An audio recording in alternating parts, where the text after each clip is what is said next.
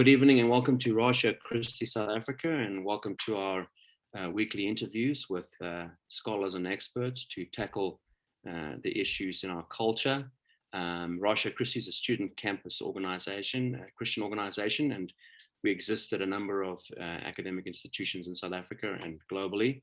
And we exist to serve the Christians on campus by teaching them how to think, how to better understand their faith, to be able to understand current affairs around them, and to be able to understand not just what they believe, but why they believe it, for the sake of sharing the gospel of Jesus Christ, and also understanding our neighbors and those around us in society. So we hope to enrich the conversation between Christians and non-Christians, and also to strengthen the faith of those who believe in Jesus Christ. So you can do check out our website. We have a rashachristi.co.za, where we have a lot of articles and various other resources that you can avail yourself of. And also we have a YouTube channel with a growing number of subscribers, where you can go and view our growing library of interviews and lectures and talks with scholars, and also recommended things, debates, lectures on all these kinds of the big question issues and topics. And so please do check those out and do subscribe. And if you feel pressed, also we are a student organization, so we're always looking for those to support us as well. So we would appreciate any support as well. Okay, well, this evening we are privileged to have our guest on this evening, Mark Oppenheimer. Good evening to you, Mark. Hi, thanks for having me. Mark is an advocate and is a practicing advocate and a member of the Johannesburg Bar, and he has appeared in the Supreme Court of Appeal and the Constitutional Court in a series of cases that seek to determine the boundary between freedom of expression and genuine hate speech. And so I've had the privilege of knowing Mark for a few years now. We have a shared interest in philosophy, amongst other things. And I've really appreciated his friendship over the years, and really value the work that he's been doing in our country in helping many people walk through the minefield that the legal world can sometimes be for those of us who don't have any legal training, to help understand what is going on. And so this evening I've asked Mark to come and help us here at Rasha Christi to understand this bill that has been flying around in the papers called the PEPUDA bill. It's the Promotion of Equality and Prevention of Unfair Discrimination Amendment Bill. PEPUDA, I think, is what it's called. And there's been a lot of talk and discussion about this. And to be honest, Mark, I want to see if you can help us this evening just understand what this bill is about and how the process works, and then get into looking at some of the issues that have caused so much consternation with this bill. I'd like to sort of begin by doing that. And then I'd like to, as we go through that discussion on the bill, and you can unpack that for us, begin to explore some other issues which a non-legal person like myself has seen within this document that I think are problematic, if I could use that contemporary term that's so popular in our social science departments. Hold on to that word, because we're going to be referring back to it again. But yes, Mark, so let us begin then.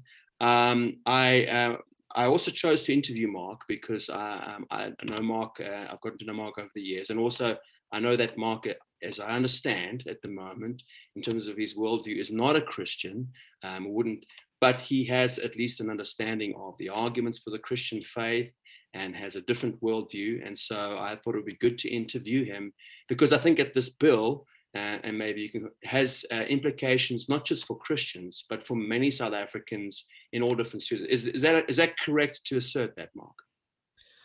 Yes, yeah, I think it's right. It has ramifications for people of all faiths and for the faithless, but it has implications for different cultural practices, for businesses, for NGOs. So it's very far-reaching, and I think it's important that when people look at legislation, that they think about the effect it has on all South Africans. So I'm very glad that the faith community has played such a strong role in engaging with this bill, so that people can understand the ramifications of it. Yes, and that's what I sorry, that's why I really appreciated the interview you did with Jacques Depriere, because in my circle of the Christian community, we've tended to focus on the implications this has on issues related to faith. And what I appreciated from your discussion with him was how you were able to expand on, no, this is going to have an implication from you if you're an NGO, for example, if you're a business, and how you unpack that for us as well. Because sometimes the religious community can be guilty of just being in a huddle and a bubble where we're kind of having a conversation with ourselves, or being in an echo chamber. But I appreciated how helpful it's been to have you unpack the implications of this bill if it goes through as it is at the moment. Yeah, I think what's a useful starting point is to see that it's an amendment bill, so it's amending existing legislation.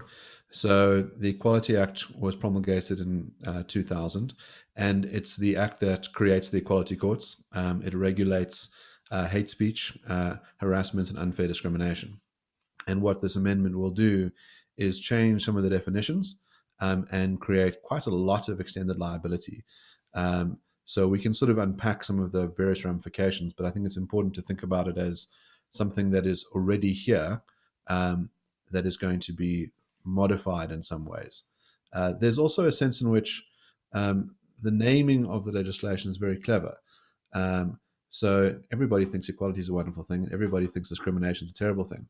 But if you change the meaning of those words to mean something different from the ordinary meaning, you can do very pernicious things with them. Yes, and this is a good launching point into this issue now. I'm not trained, obviously, in the legal realm, but I am trained formally in philosophy. And so what got my attention was the terminology that has been thrown around in this bill, with which I've become increasingly familiar. And this has all the marks of the philosophy of critical theory behind it. And so for those of people listening in on this evening, I think that in my estimation, that this bill has a lot more to do with just legal issues. Yeah, there is a beneath this thing is the driving of a particular philosophy, which is also being motivated here, and perhaps we can explore that. And let us begin with the point you made there. I really appreciated the analogy you were using with Jacques there on this game of playing with the terminology. This has been the objection and the complaints of a number of people about this bill. It's not that people have a problem with, seeking justice, seeking equality, diversity. Those terms, they're all significant, and most South Africans across the religious spectrum or non-religious spectrum think that that's the kind of society we want. The problem comes in here when they start expanding the definition of those terms. And correct me if I'm wrong, but the game that seems to be being played here is what you do is you obviously use those terms, which everybody is familiar with. You mentioned you keep the valence, in your discussion with Jock, maybe you can unpack that. And then you come in and you redefine the terms, okay? And having redefined and expanded those definitions, you've ultimately changed what that concept is.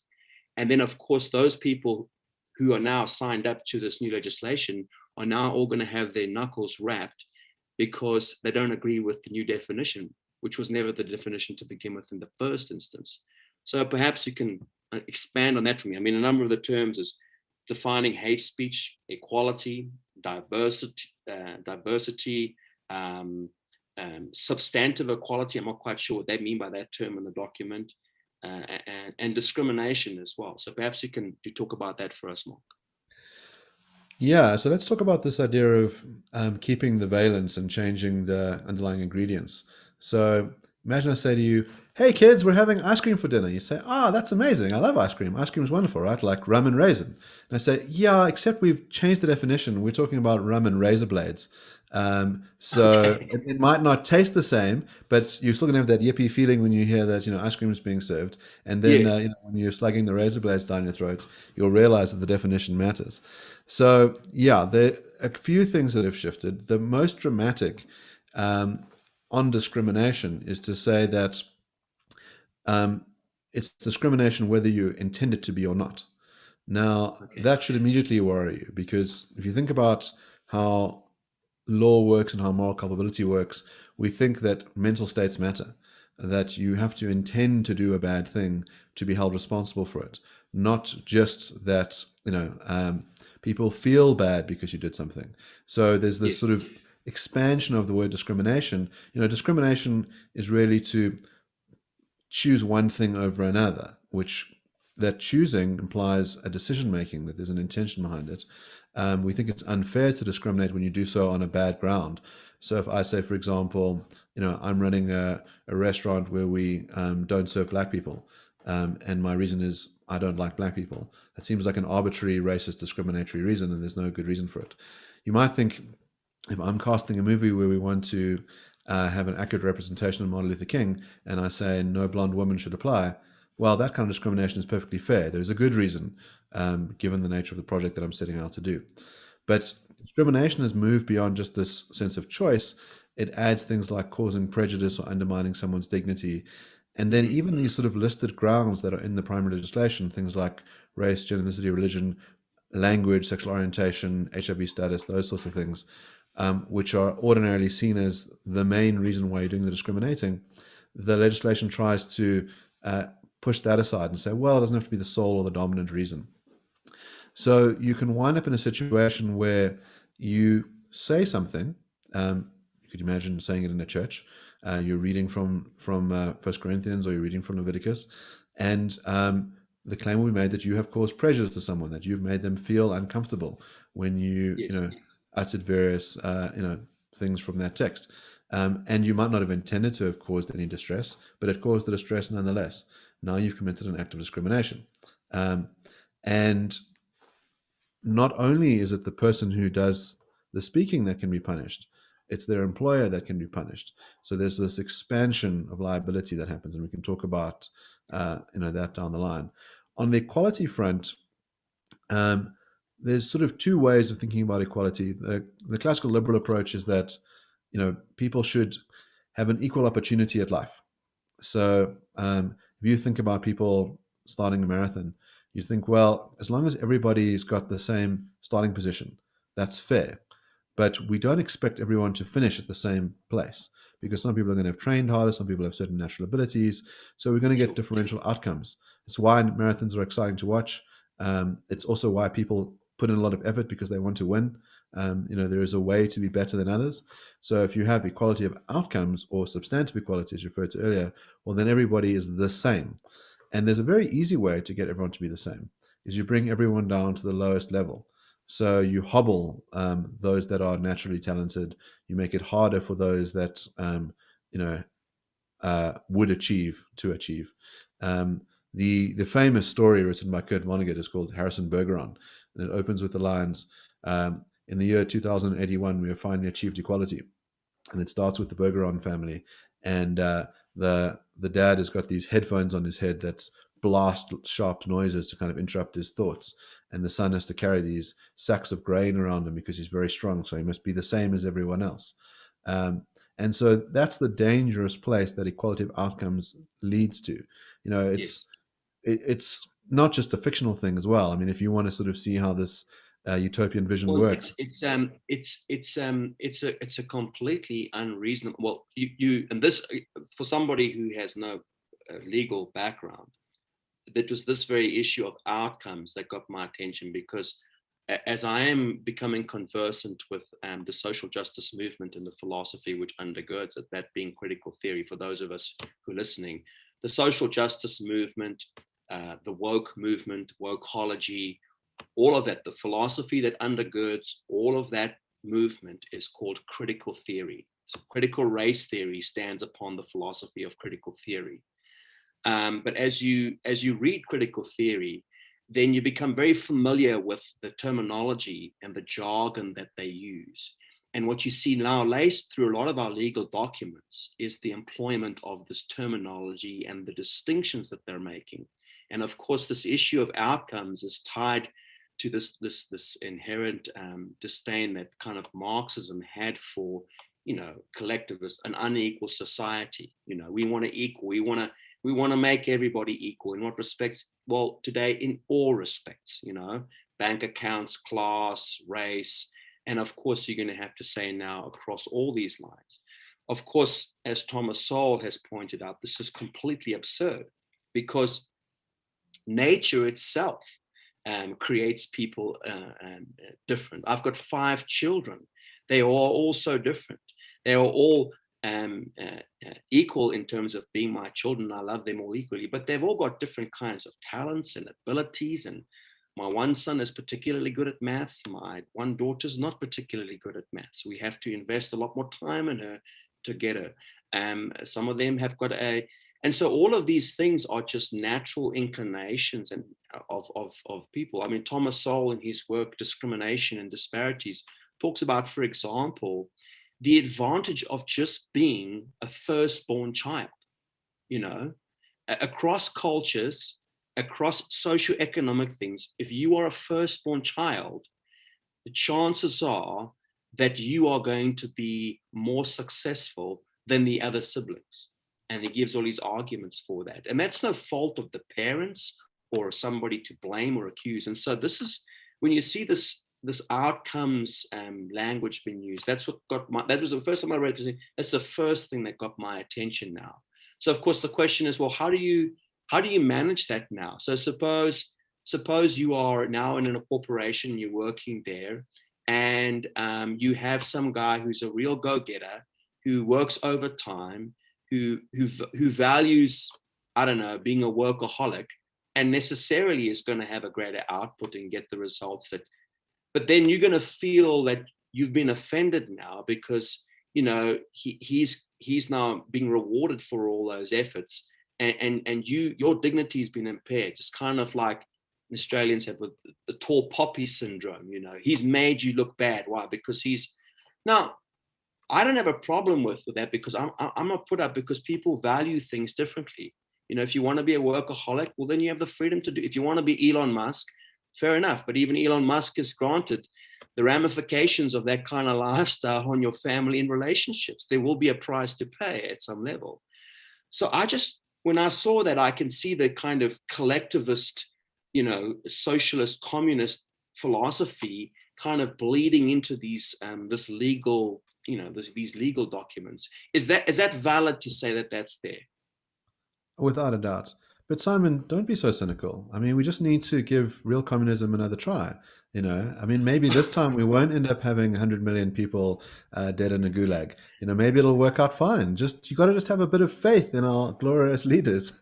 Yes. Well, I'm from Zimbabwe, so I'm this failure of communism is a very, very sore point for me personally. I've got a family still living in Zimbabwe, and a lot of Zimbabwean friends here in Potchefstroom, and so whose lives have been ravaged by these ideas. And this is the difficulty. I mean, I've had these conversations with some of the students on campus now, where they're studying law, and I find that when it comes to discussions on jurisprudence, that they are really philosophically naive on a lot of levels, and so they come, in so many instances, they're unaware of the philosophical foundations upon which a lot of legal discourse and stuff is happening. And there's all these assumptions that are being made, and that became obvious to me as I was reading this document now, because alongside that, of course, I also took the time to read Pierre de Force, who is the professor of public law at UCT, in which he kind of did an article in the Daily Maverick, which I mentioned to you, in which he's kind of trying to show how people who are having a problem with this bill, are really, unjustified in their discontents with these things. And of course, what he doesn't talk about, in fact, I might as well, let's go to it since it's on the issue of this as well. He says, critics of this amendment suggest it somehow broadens the scope of discrimination by eradicating the intention requirement, and by accepting that if a person who alleges discrimination says they feel prejudiced or that their feelings have been hurt, then that is enough to establish discrimination. And then, of course, he can't help himself, so he has a jab at the religious community. I mean, he also has a jab at Anthea Jeffrey from the IRR as well. So he mentions it, but he does mention those organizations who have, and I believe there's many more people have done this, like the IRR and the DA, the ACDP, and then 4SA, which is a Christian legal team. And he says that the latter claim is made by 4SA, probably part of its hustle for donations from that part of the population that believes critical theory would destroy the world. And this kind of, slanting and writing, I've got no time for it. I don't appreciate it. And you would think that somebody of this man's stature, that he could do better than write this kind of stuff in his articles. But obviously he's having a stab there at the legal team from 4SA. And then, of course, he says this thing, and this is what really irks me. But these claims are obviously false. And I want to ask, and how are they obviously false, Dr. DeFoss? How are they obviously false? I mean, if we're right that critical theory does stand upon the philosophy of Karl Marx, if the foundation of this thing is tied to Karl Marx, then in some sense, it did destroy the world for thousands of Russians in the gulags, and for many people in Mao Zedong. It did destroy their world. Ideas have consequences, and Marxism has had horrific consequences. And what these legal people fail to do and ever mention in their articles is how deeply entrenched and tied their legal jargon is to their philosophy. Now, the average person in South Africa cannot sniff this out. But for those of us who've been reading philosophy and study it, we can smell this stuff from a mile away, And this is what struck me about the document, is how much of the stuff is reeking with this philosophy. And I'm thinking, I wonder if this bill is about actually dealing with law issues of justice, or whether this then becomes just a document for activisms to use to bully people who disagree with them. You change the terms, keep the terms, change the definitions, and when those who disagree with you say, well, I object, then you just say, well, now you're not just going to get cancelled on Facebook, you're going to go to court. Are these legitimate concerns, or do you think people like myself, as religious nutcases, are overtly concerned? I'll start with this. You're probably familiar with the term champagne socialist. So Pierre de Vos is the Claude Lyon chair at UCT.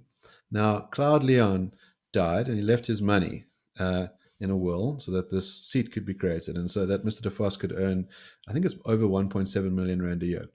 Now, Mr. de Vos quite recently said that we should abolish inheritance. He thinks that it's unjust that people who worked for their money should be able to leave it to their children or their wives or whoever they choose. He thinks it should be confiscated and given to the state. But he himself is a beneficiary of someone else's inheritance. So he is the epitome of a champagne socialist. So of course he cheers this stuff on. He's been cheering on Marxist and socialist ideas for a very long time without paying any of the consequences, because he's got a cushy job. And he doesn't intend on having children. So he's like, oh, well, I don't have anyone to leave my money to, so I don't care. There's that concern. The other thing, of course, is that he's just wrong on the law. So if we think about how delicts work, now, Mr. de Vos is not a private lawyer, so he might not know how delicts work. But the principle in delict is that you have a fault requirement. So, for example, defamation is to intentionally say something defamatory about someone else through a publication, so that a right-thinking person would think less about them. If you do it without intent, it's not defamation. Now, during apartheid, we had strict liability for the press. So the idea was that if the press published something that made someone feel bad, and they did it unintentionally, well, the force of the law could come down upon them, and you could shut down, the press through financial sanctions by dragging them through the courts and making them pay damages amounts. And in our new constitutional dispensation, something Mr. de Vos should know about, because he's a constitutional lawyer, we respect the right to free speech. And we think that strict liability is not the kind of thing that's acceptable in a democracy that respects free speech. Now, of course, what this amendment will do is bring us back to the dark days of apartheid. Because if you unintentionally say something, or fail to say something, by the way, it's acts and omissions, Yes. that causes someone prejudice, well, you've now committed, discrimination, and you can now be hauled before the Equality Court, and you can be fined. Your license can be taken away from you. So if you have a license that allows you to operate a business, well, that can be stripped from you. So as you say, it's not just about being cancelled on Facebook. It's about being rung through the courts, and there's something even more insidious about it. So it's not only the Human Rights Commission that can hold you through this process. Individuals can lay complaints, and what this amendment does is allow the state to pay the legal fees of those who do the complaining. Now, ordinarily, So then the way that my taxes get used against me by people who because we don't have the same values. That's basically what this boils down to. Basically then use my taxpayers' money to basically shut my mouth, and then I have to pay for it as well. So I got to double down on the payment. Yeah. And then you can run an extortion game, because you can basically say to people, listen, we think we've probably got a bad case against you, but it's going to cost you a lot of money to defend it, and you have to get some fancy Santon lawyer like Mark to defend it.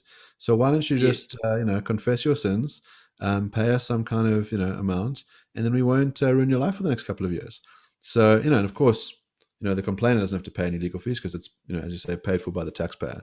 So you've got this disparity. And the second half, that is what I appreciated with your discussion with Mr. Dupree. You unpacked that the second half of the bill talks about the duties of the state and various other organizations and entities to kind of not just you got to actively be against all these things and demonstrate that you are actively. This kind of harkens back to Abraham X. Kinley's notion of anti-racism.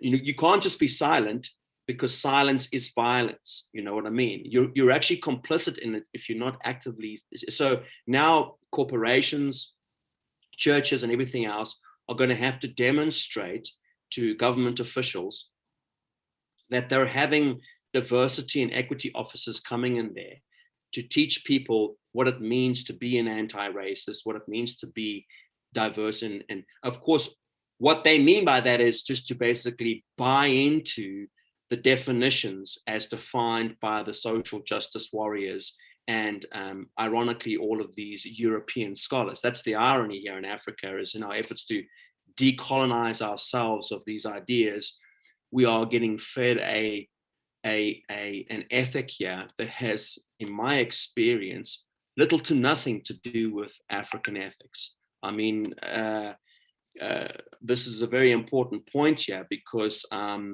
if you look at this now, you will see that the ethics is coming out of people like Judith Butler, her views on sexuality, her views on their views on marriage. And this is from those of us in the religious community, Mark, is not a trivial issue. I mean, DeForce wants to make it a trivial issue. When he says there that it's probably part of a hustle for that part of the population. I mean, who is that part of the population?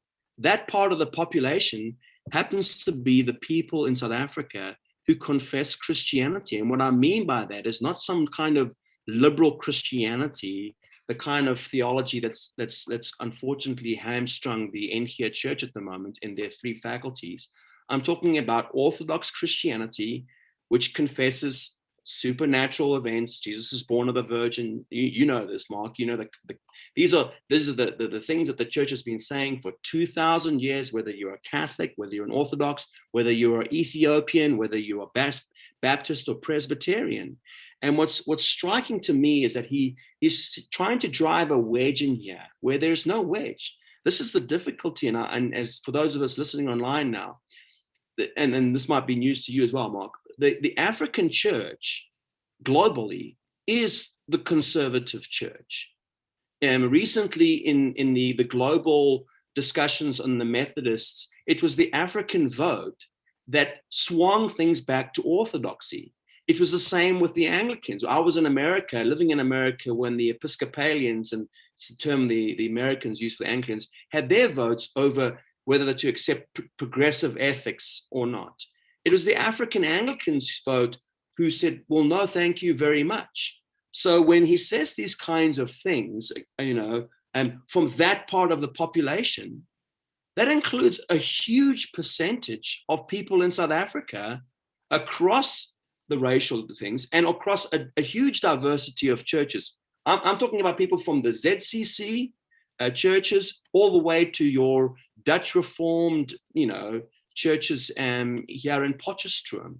These people share a traditional view of marriage and family and values. And this has just been stamped upon by this document, in my estimation.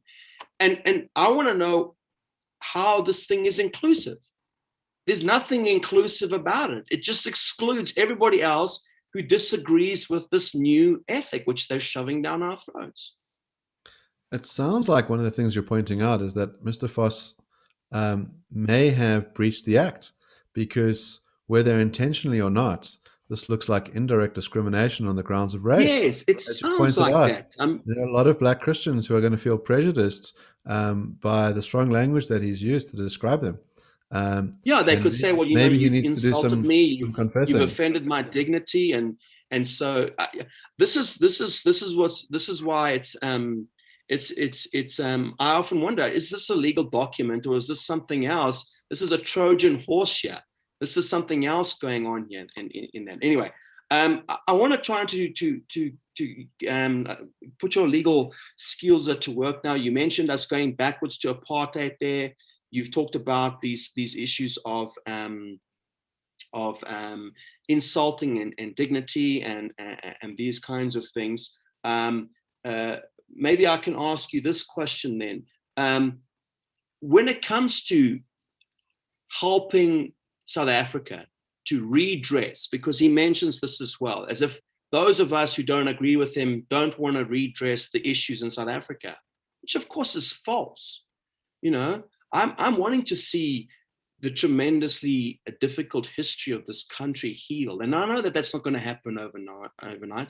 And I know that, you can't just vaporize all the racists in a week. There are wounds in this country, which I would be a fool to just say, we can just brush this aside. We are all aware of that. All decent South Africans are aware of it. So the question I would ask to you, Mark, then is, if you were to say, well, what suggestions can you make to help the country improve itself in these areas, okay? Because we don't want to live in a country with discrimination. What would be the kinds of things that you would say, well, look, this document really needs to be thrown in the trash, and if we're going to come up with something, what are some ideas and concepts that you think would help strengthen the country on these very important issues as it's related to rights in our constitution and living in a country where people have different worldviews? Yeah, so I think the first thing is to recognize that not all salvation is found in the law, that a lot of it requires developing certain virtues. So as you point out, we live in a country where people have a variety of different beliefs, different cultural practices, different ways of being, and we need to be able to tolerate each other. Toleration doesn't mean that you approve of what the person is doing, but you don't think that they should be punished for it. So I'll give you a really interesting case. We talk about 4SA. Now, 4SA, as far as I understand themselves, don't claim to act on behalf of a particular denomination, and they sort of see themselves as acting for all people's religious freedoms. Now, on their presentation, there's a marriages green paper, which would change how marriage operates in South Africa in quite dramatic ways. So we currently have 4 different bits of legislation that govern marriage. There's the Marriages Act, there's the Civil Unions Act. So people, you can have gay marriages, you can have civil unions if they're straight or gay. We have African customary law, we have the Muslim Marriages Bill. So an African man can marry for a woman. A Muslim man can also have multiple wives. But the idea is to try and say, well, could we harmonize the system? Could we do it in an egalitarian way? Now, the idea would be that it would allow a man to have multiple husbands, a woman to have multiple husbands. Now, 4SA didn't say, well, this goes against our religious beliefs. They said, that's fine. You should be free to do that stuff. You're not causing harm to anyone. Just don't get any of our priests to be compelled to perform those ceremonies. Yes. Now that's right. In other words, if you care about freedom, you say people should not be compelled against their will to participate in the practices of others. So you might say, look, I personally have a huge objection to gay marriage. I think it's not condoned by the Bible, not condoned by my religious beliefs. But you know what? You should be free to go and do that. Go and make that choice. You know, the only harm that's happening might be to your eternal soul. That kind of claim, okay? But don't make me preside over it. Don't make me sanctify it in my church, in my building, in my private space, in my wedding venue. And so I think that's the right approach that 4SA has taken, which is basically to say, we're not going to interfere with giving people more freedom. Just don't compel people. And I think that's one way to be tolerant. You can say, I might not like the fact that 3 men can marry another 3 men, but I'm not going to try and lobby the state to prohibit that either. And so you want a similar kind of thing going on in a society where people go, we disagree with each other, but you must be free to swing your fist to the edge of my nose and no further.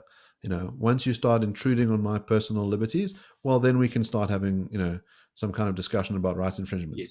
But if you say, I'm just offended by the idea that you're doing this, people are offended by all sorts of things. You know, I'm sure many Christians are offended by many of the things that are in the Quran.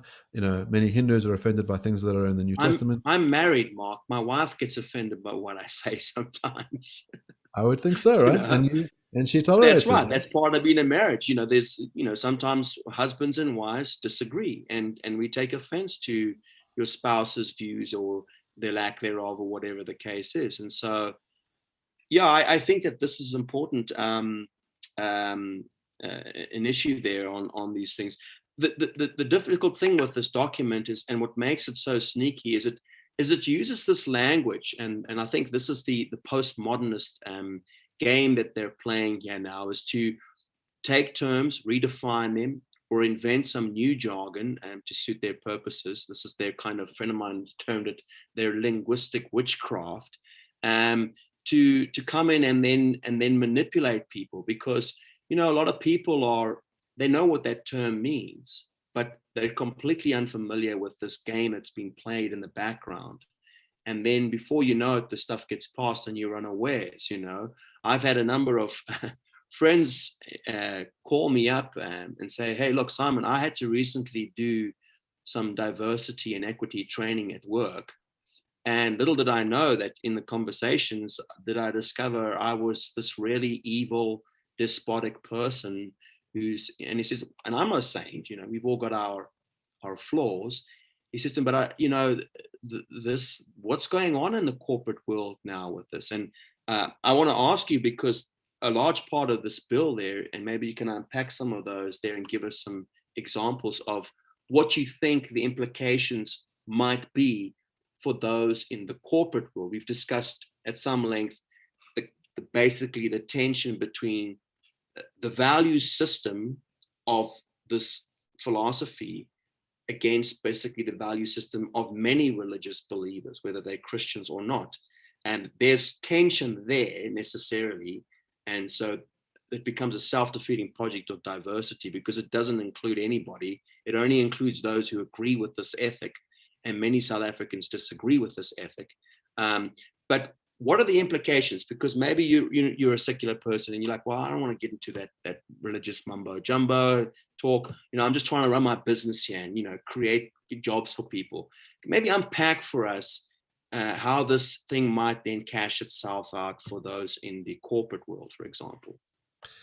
Yeah, well, one of the things that it does is empower government to create specialized codes that can regulate those companies that transact with the state, and ask them to dedicate funds towards the promotion of equality and the elimination of discrimination, bearing in mind these revised versions of these terms, and that equality includes things like, you know, equality of outcomes and of equality of resources.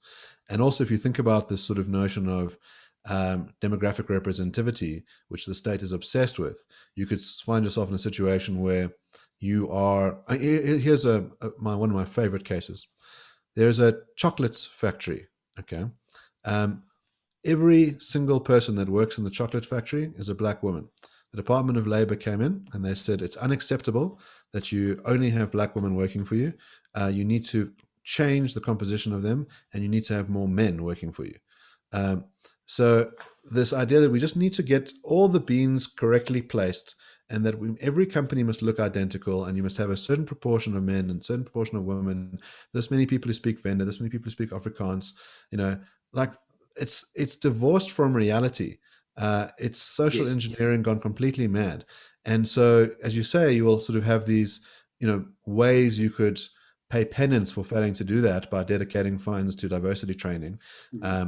And from what I gather, and I've got friends who work for very far left organizations, and they thought, well, let's have some of these diversity trainers, come in. It'll be a wonderful thing for all of us, and I'm sure we'd all be enriched. They said it tore the organizations apart.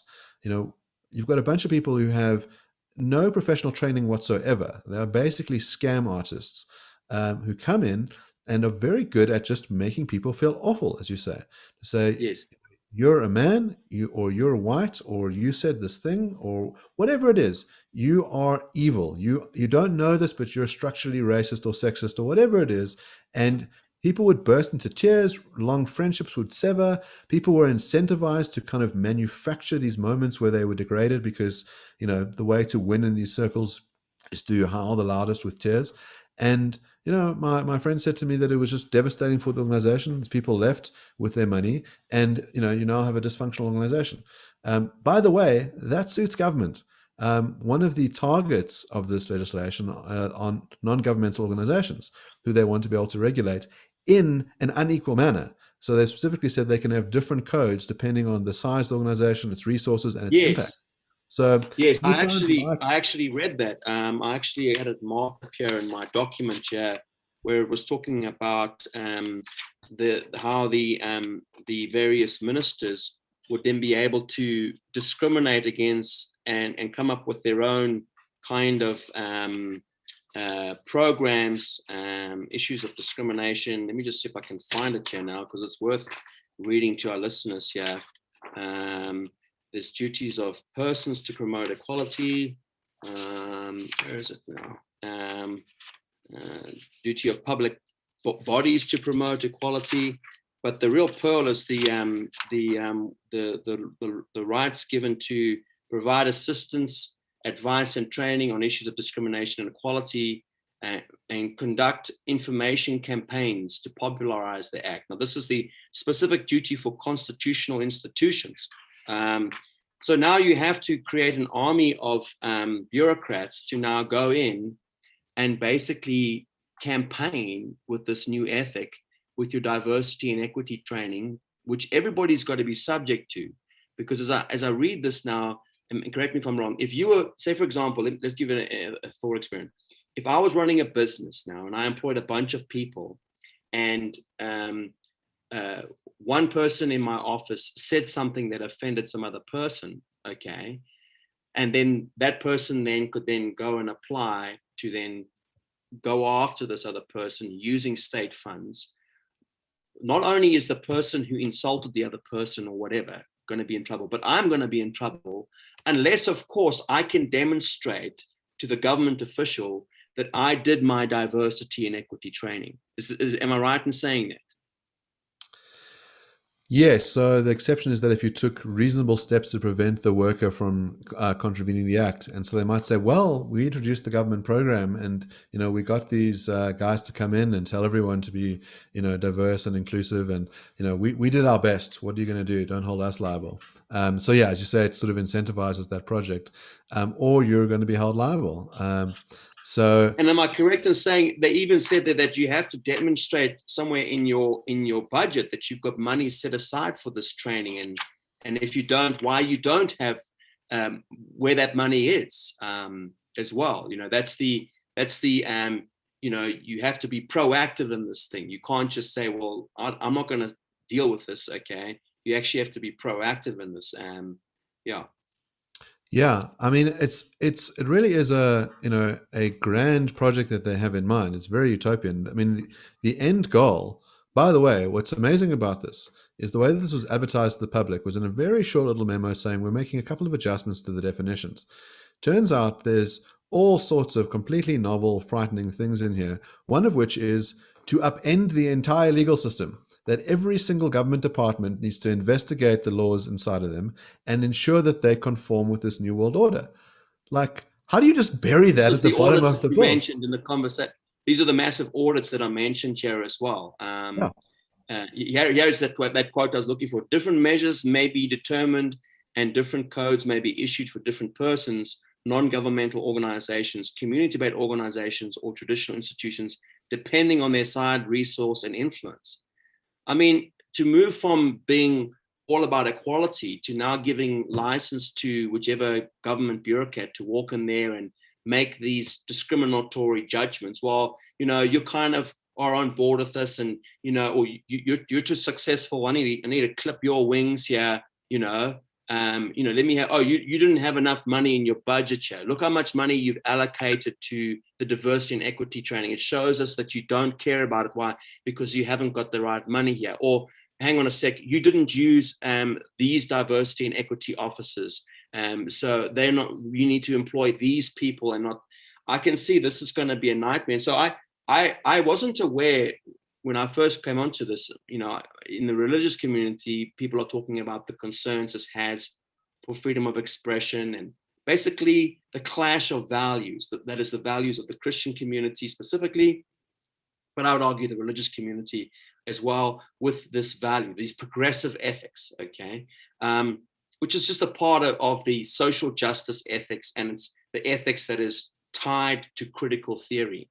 But the implications of this on the corporate world, I wasn't aware of all of that, and I appreciate you unpacking that for us in this there as well. So, all right, I just wanted to think if there was anything else I wanted to talk about with this now. What's going to happen, Mark? Now that we've had, I think the deadline was given for response. Explain to us who are not in the legal, how do these things go? Where does it go to from here? What happens to this thing, and what's the processes from here on in? So a couple of things. The one is that all hope is not lost. The government has come up with many dangerous bills over the years, and civil society has stood up against it and defeated it. One of the most dangerous ones floating around a while ago was the hate speech bill. And you initially had the press sort of saying, oh, this is going to be wonderful. This is going to eradicate hate speech and everybody will love each other. And then they realized that it was going to make their lives very difficult if they had to report on anything or write any kind of opinion pieces. And they came to the fore to push back against it. And that bill is now basically being crashed. I will say this, which is that government does actually respond to civil society efforts. Organizations like Dear South Africa have just played an incredible role in galvanizing the public against dangerous legislation. And I think in the case of this legislation, it's tens of thousands of submissions that have gone in. I've written a submission on behalf of AfriForum, which your listeners are welcome to read, which goes into some of the detail. We'll post that article, by the way, at the bottom of our YouTube channel for those who are interested. Yeah. But once you have the written submission process, you then have an opportunity to present in Parliament, and they will have some kind of open process for that, either over Zoom or in person, and then it has to be passed by a national government. So I think that there are enough things in here that really should keep people awake at night. That if it is passed, that I then hope that civil society organizations fight tooth and nail to have it declared unconstitutional, because much of it strikes me as blatantly unconstitutional and very dangerous. Yes. Well, of course, if you can redefine the terms, then so that brings me to this point now, because in the article from our Dr. De Vos here, he mentions this word here in it. He says that as for the first part of the PEPUDA is concerned, the amendment bill expands the definition of discrimination, and he says this to bring it in line with the equality jurisprudence. Mark, what does equality jurisprudence mean there? Yes, so what he's referring to, there's a case called Walker versus the Pretoria City Council. It's a case from 1998 decided by L.B. Sachs in the Constitutional Court. What you had there were differential rates charged for two different suburbs in Pretoria. The one area was generally, let's say, because of spatial inequality, a white area, and the other area a black area. And the white area was charged a much higher premium on rates. And so the court held that that was unfair discrimination, indirectly so, on the grounds of race. There's no mention of race in the way they came up with the rates. But so the Foster's claim is to say, well, there's this case, and so this thing talks about indirect discrimination. So it's just harmonizing the legislation with the jurisprudence, in other words, the case law. And there are times when laws do that. What happens is you do an audit of cases and you say, well, look, these are the trends in the common law. Let's just reduce that down to a statute so that it's, the public kind of understand what their obligations are. But this goes well beyond what our jurisprudence is. As I say, it completely changes our ordinary private law, Roman dash law delict rules. So it's not just the codification of case law; it goes beyond that. And DeFosse is being disingenuous by pretending that there's nothing to see here. He sort of, I think he sort of says, well, there's some clumsy drafting, and everyone's got to promote, the elimination of discrimination, even if the discrimination itself would be fair. And he points out, this is kind of amusing, of course, that if you have a BEE policy, it's discrimination. If you, in other words, say, we're not going to hire X many men or X many whites, that's discrimination. Now, the state will say it's fair discrimination, but the bill says all discrimination must be eliminated. So he sort of says, oh, well, obviously we need to fix that up so we can sort of really have our full work agenda. Otherwise, bell hooks will be very upset with us. Yes, and this is bringing up the name bell hooks there. I find it rather amusing how he kind of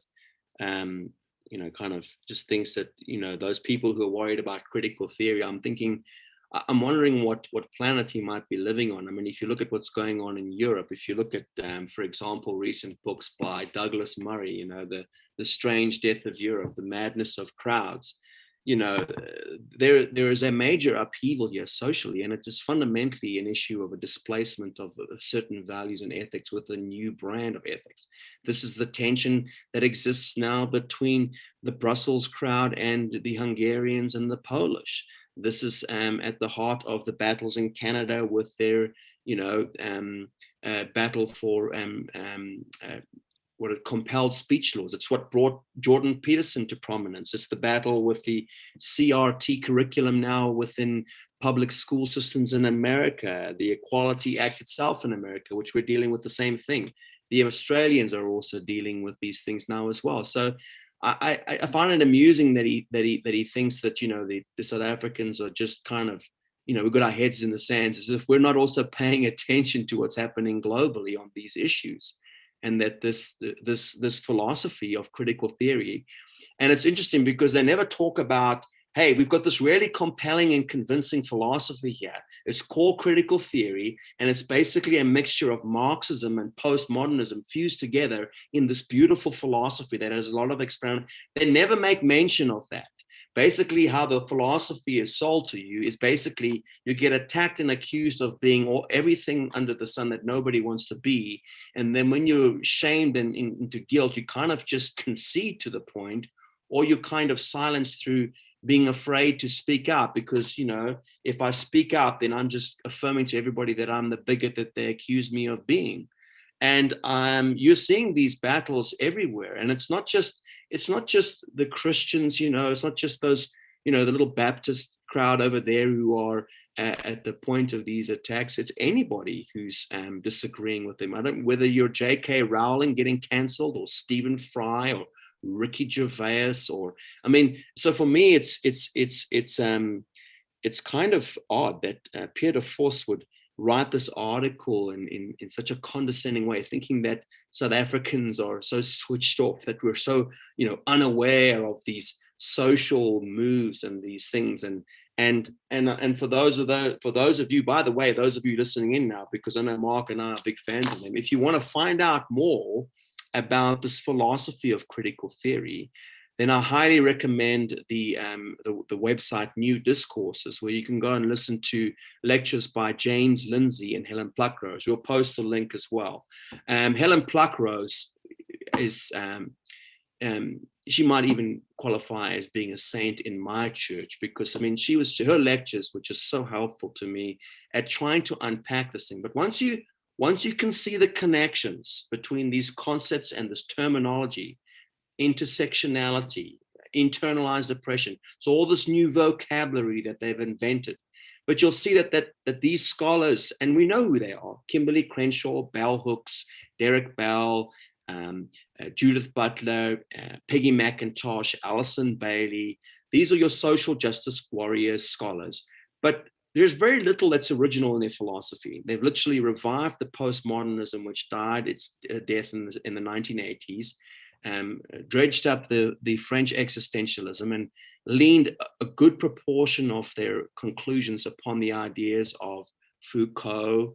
The linguistic witchcraft stuff comes from Derrida, Lyotard, and then of course there's a few other cats thrown there who are key. Herbert Marcuse being one of them.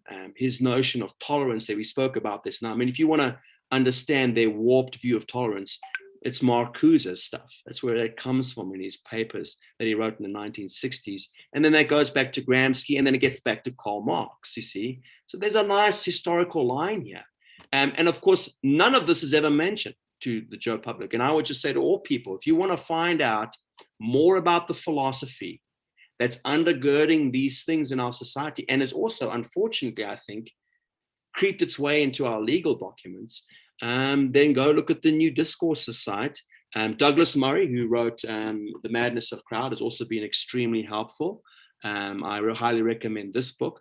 And of course, Douglas Murray is an agnostic, and Helen Pluckrose and James Lindsay, as far as I know, are secularists. And so we can learn things as people of faith from other people about bad philosophy and bad ideas. So we'll put some links to that as well. And then for those of you who are pastors and church leaders, Voddie Baucham does a brilliant lecture on this issue. We'll post that link as well. Voddie Baucham is a pastor from the United States, although he's been living and working in Zambia for many years. Man, and he talks about the distinction between social justice as is understood from a biblical Christian perspective, and the Trojan horse that is the social justice of some of these new movements. And so I do encourage you to listen to Voddie Baucham for those of you who are listening in on this evening. Anyway, Mark, I think we've flogged this horse from my side. I've got a few people here who've sent in a few questions. So if it's okay with you, if you could maybe throw a few questions in your direction, would that be okay? Yeah, of course. Right. I thought I'd tell you a quick little story that might make you feel better with all the doom and the gloom of this. And I think you're right to point to all those thinkers who are wonderful thinkers. One of the virtues of Pluckrose is that she just writes so clearly. What postmodernists did was that they created their own language that's impenetrable. And she says, at least have a duty to understand what it is that they're trying to tell us. So she just brings that out so well in Cynical Theories. But here's the interesting story. So there's a primary school in Joburg, and they're now running all of their classes on Zoom. And one of the kids put up an Israeli flag. He's not Jewish, by the way, but he put up an Israeli flag behind him. And there were complaints. People said, we think it's very offensive that you've done this, and we feel hurt. And the teachers told him, you need to take it down, and that to be respectful is to take it down. And he refused. Now, this is someone who's probably an 11-year-old child. He's bullied by the rest of his class, bullied by his teacher, and all the language is about kindness, that the kind thing to do, the thing that's respectful of how other people feel, is to be like everyone else, to take down the flag and not hurt anyone's feelings. And one of the other kids did something amazing. They put up a Danish flag. Now, the Danish flag has got a massive cross inside of it. And she said, I don't see anyone complaining about this flag. I don't see anyone being upset by this flag, and we need to have tolerance for each other. If we want to be inclusive, we respect that people actually have different views on the world. And the kid was booted out of class, and sort of told that if you won't conform, then you will not be allowed to be here. Yep. And it takes an enormous amount of courage for a 10-year-old kid to stand up to their peers and stand up to their teacher. And it gives me courage that there are people out there who are willing to fight the good fight, and to say, what, we're going to be different from each other. We're going to have different views in the world, and that's okay. And we can tolerate each other. But let's do some questions. Yes, let's do some questions now. Because you see a lot more people standing up to this bullying. We'll see the big battles in the US now with parents in the schools in America over the curriculum. Man, that's boiling over into some interesting developments. But here's the first question. This bill seems to clearly attack the freedoms we value so much. But I want to ask, what is the foundation of those freedoms and rights? Something we can appeal to above the state and even majority consensus, so that we may evaluate bills like PEPUDA to be fundamentally unjust? It's This an is a interesting question. jurisprudence question for sure. Yeah. Yeah, I mean, there's the lawyer's argument is always going to say that the Grundnorm in South Africa is the Constitution. You know that it's our Bill of Rights, and the Bill of Rights talks about a normal sense of equality, everyone being equal before the law. It talks about human dignity. It talks about free speech. So that's one way of measuring legislation is against our Bill of Rights. The other one, of course, is you can have a secular moral framework. So you could look at a set of moral rights, like Kantian rights. You could think about suffering as a bad thing and that you might want to prevent suffering. You could think about virtues and vices. So there are different frameworks that you could have. I think there'll be some religious teachings that are going to, cohere with, ordinary moral convictions that people have. Like natural law theory is an option, for example, that might be on the table then. Yes, I have my concerns about natural law theory. Natural lawyers take the view that in order for a law to be a law, it must be just. Positivists say in order for a law to be a law, it must have just been passed through the correct mechanisms. But they don't think laws Okay. have to be just, and they say that you can talk about an evil law. And I think that's correct. I think if you think about the laws passed during apartheid, they were evil laws, but they were laws nonetheless. You needed them to be struck down. They were being enforced. So I think it's important for us to be able to have a separate evaluation system, in other words, a moral code that lets us look at laws and determine whether they meet that or not, as opposed to just sort of pretending that all law is moral or all law must be obeyed. Okay. Right. PEPUDA is only challenged because the majority population may object it. But if the majority of the country held to critical theory, then the bill would not be problematic. Isn't this just the same ad populum power play? Yeah, well, look, we're a constitutional democracy. So if you did a poll right now and asked South Africans, what do you think about the death penalty? I'm sure most of them would be in favor of it. Our constitution says you can't have it. So we don't just, decide things by majority preference. They must be, grounded in the constitution. And as I say, there's enough stuff in here that's antithetical to constitutional values. It doesn't pass muster. It wouldn't matter whether everyone is in favor of it or not. I also doubt Yeah. that South Africans really are on board with critical theory. Critical theory, by the way, is anathema to one of our founding values in our constitution, which is the value of non-racialism. Critical theorists, critical race theorists in particular, think that the thing that matters most is the amount of melanin you have in your skin. Non-racialists think that what matters most is the content of your character. Yeah, DeForce even mentions that on those who are colorblind, seeking colorblindness, and this issue as well. Then, so what's odd about this constitutional thing is it seems like if this bill got passed as it is in its current format and it's allowed to change the definition of these terms, and it'll kind of kick back on the Constitution itself at some level. Then, because then what it ends up doing is then could that then naturally be a consequence then? Let's say, for example, because the question is, if the bill passes, what then can South Africans do to protect their freedoms? Let's say this bill goes through as it is now. So then what ends up happening now is the top, let's say the top judges in the country are all buying into critical theory as a philosophy. Then the Constitution is going to be read through that particular lens. Then, where, like I said to them, you're not judged by the content of your character, but by whatever class or ethnic group you belong to, and your whatever little identity politics crowd you're in with, and your privilege. And so they're the ones who then adjudicate who's more privileged than the other and where you rank, and you're on your matrix of oppression. And so basically, I mean, what would happen if that was how are things going to look for us then, if that's the case?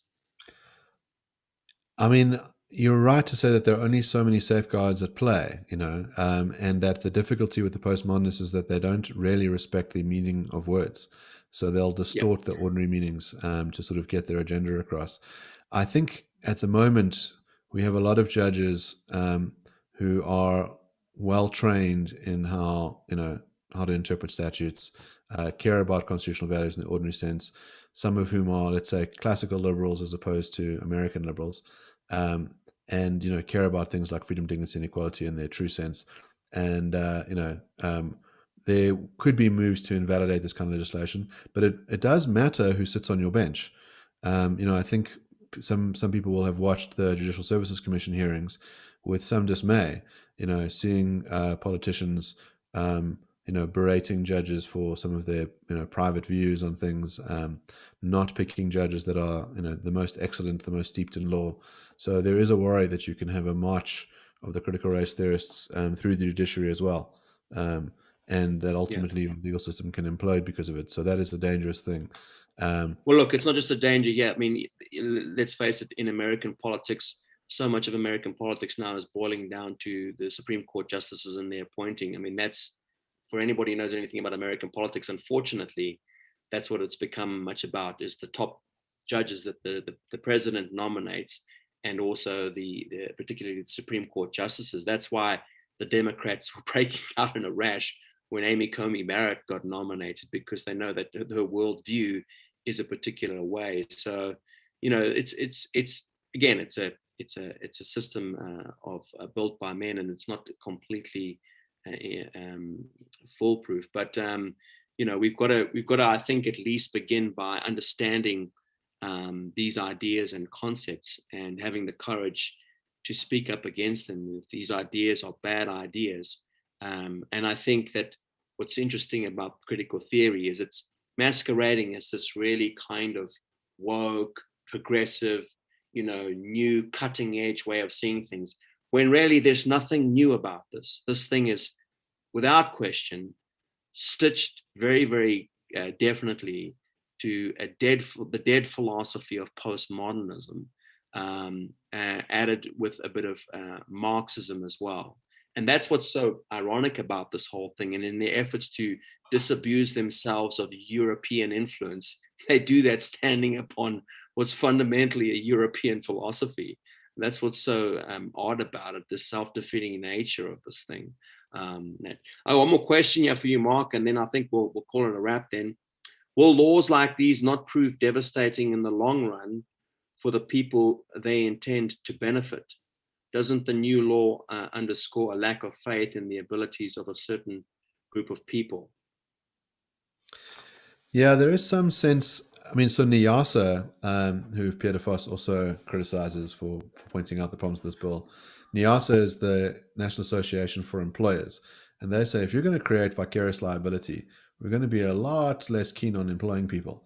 So you already have a situation where South Africa is this spiraling rate of unemployment. You've got 11 million people are unemployed. Do you really want to make it harder for people to employ people?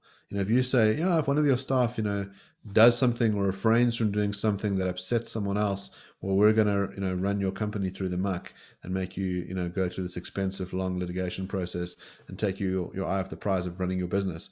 So, you know what? I'll just outsource the jobs. I'll just get someone in India to do it for me. I'll just mechanize. Like, why do I want to hire someone who could cause all this trouble for me? So, if one of the things you're supposed to be doing is creating more opportunities and resources for people, you're actually narrowing it. So there's senses in which it's self-defeating. And the other one, as we pointed out, is, if de Vos himself in his article has breached the bill, there's a problem, right? Yes. In other words, if it becomes impossible to adjudicate in advance whether you're going to be breaking the law because intention's been thrown out the window, and that anyone could be upset by what you've written because people have a lot of thin skins around, that's a reason to pay some attention to it. Often the difficulty with guys like de Vos is they really have a failure of imagination. They think, well, this will only be used to persecute the people that I don't like you dirty Christians, who don't agree with Mr. de Vos's worldview. It's okay if we throw you guys down the bin, but they forget about the fact that eventually they will be lined up against the world themselves.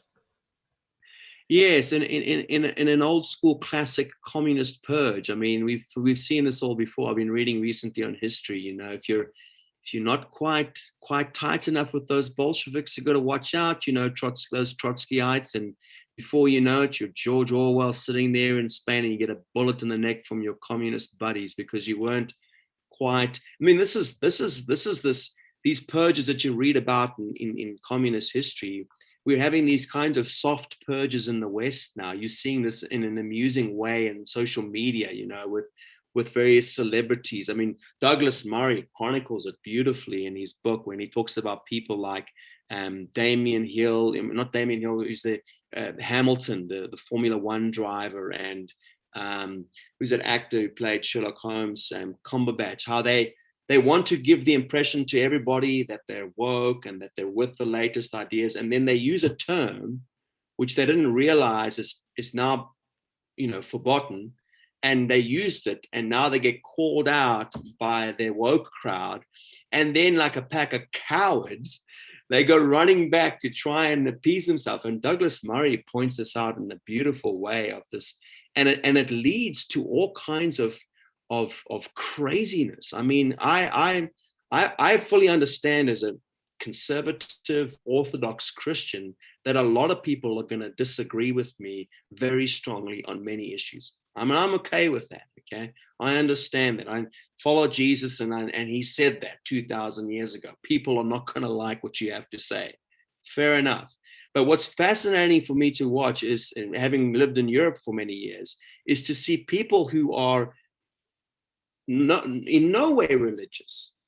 These famous British comedians and celebrities within British culture who would have been, in my estimation, extremely liberal, that they themselves now are being hunted down by these, this new wave of woke Bolsheviks, so to say, the guys that are really red. They're not the pink communists, they're the red communists, and so you've got these. It's not quite the purge of a Bolshevik, which is a bullet, but nevertheless they're going to be out to get you and to silence you, and so you're wondering how far down the line people who are supporting these ideas, eventually it's going to turn in on themselves.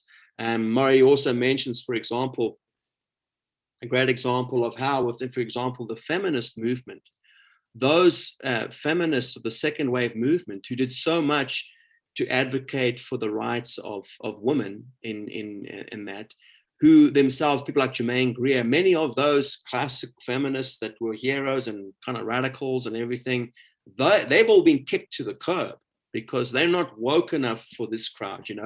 They're saying to the transgender community, they're the TERFs. Well, hang on a sec, you can't just say I'm a woman and you're a woman because you say so. I mean, and so you're seeing this meltdown. And what's interesting is that this has happened before. Just go and read the communist history on communism and some of the stuff there, this same kind of cycle. And George Orwell writes about this. This is why everybody's talking about Orwell's book, 1984, with the Newspeak and, controlling people, what they think and what they say. And we don't have the Stasi and the Gestapo in East Germany, but we've got, Mark Zuckerberg with all of his irritating Californian teenagers, policing what everybody thinks and says with their computer skills, and of course you're seeing the reactions to this now with people, saying no to it. Anyway, we've gone beyond the scope of our conversation then, but Mark, I just want to thank you once again for giving us an evening of yours to talk about this bill, and thank you so much for helping us understand it, particularly those of us who don't have a legal background, and happy to see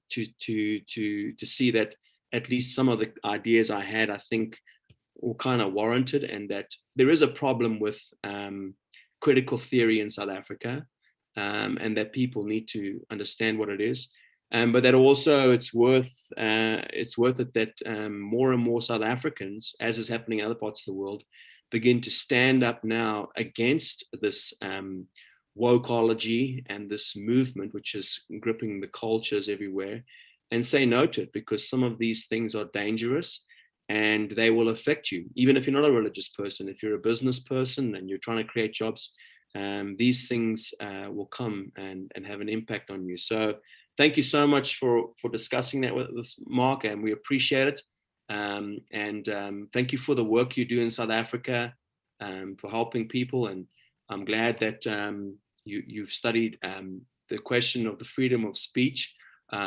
Maybe we should do another discussion on that, though, because I think that that's another big issue as well, is the question of freedom of speech. I'm very interested in that question. Freedom of speech as it relates to freedom of expression, but also to things like title and property as well. Anyway, well, Mark, thank you very much for your time, and do have an excellent week, and take care. Excellent. Thank you very much.